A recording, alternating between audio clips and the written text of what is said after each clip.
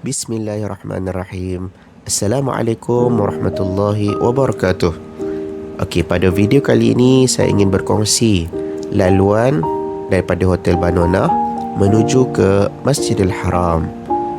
Dapat kita saksikan, ini dia bahagian hadapan Hotel Banona dan terus ke jalan besar.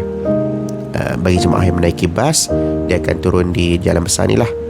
Di sebelah hotel ada burger, ada barbershop, dan kalau kita menuju di sebelah kanan, dia ada kedai runcit, ada Miramall yang jual macam-macam. Dan laluan ke Masjidil Haram kita akan melalui laluan di sebelah kiri, dan kita akan terus melalui jalan ini sampailah di hadapan masjid. Ini adalah di hadapan Hotel Al-Banona.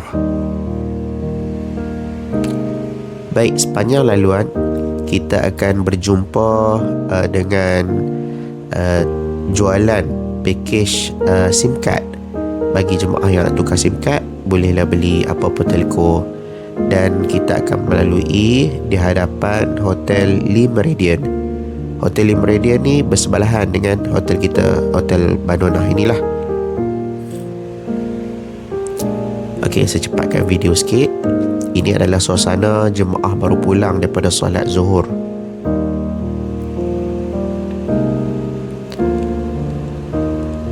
Ini adalah pejabat kerajaan. Saya tak pasti pejabat apa. Dan di sepanjang laluan ada jual SIM card macam saya cakap. Ada Zain, Mobily ataupun STC. Terpulang pada kita untuk memilih telco yang mana. Kita akan melalui farmasi, aiskrim,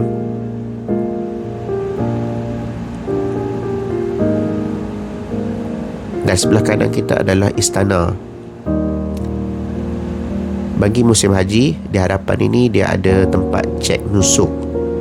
Jadi untuk cek nusuk tu saya tak bolehlah videokan kerana tak dibenarkan. Ini adalah selepas dicek nusuk,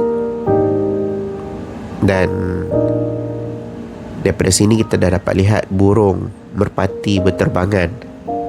Bermaksud kita dah sangat hampir, dan daripada sini pun kita dah nampak dah pintu Ki Abdul Aziz.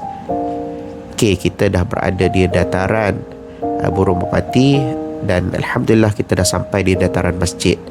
Kita dapat tengok sebelah kanan ada pintu Ki Abdul Aziz, sebelah kiri ni bangunan Safwah, dan sebelahnya adalah Clock Tower.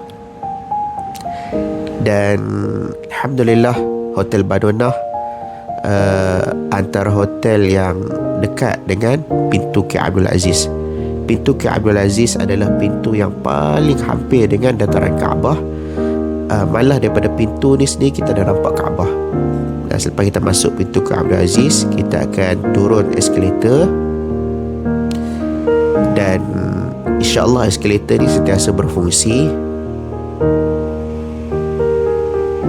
Dan subhanallah, bila kita turun, InsyaAllah kita akan terus berjumpa dengan Ka'batul Syarif. Dan di sinilah adalah dataran Kaabah. Alhamdulillah. Allahu Akbar, Allahu Akbar, walillahilhamd. Ini saja perkongsian video daripada saya, laluan daripada Hotel Al-Banona sehinggalah tiba di dataran Ka'batul Syarif. Bagi jemaah haji dan juga jemaah umrah yang menginap di Hotel Banona, semoga video ini memberikan panduan untuk kita semua. Siru ala barakatillah. Assalamualaikum warahmatullahi wabarakatuh.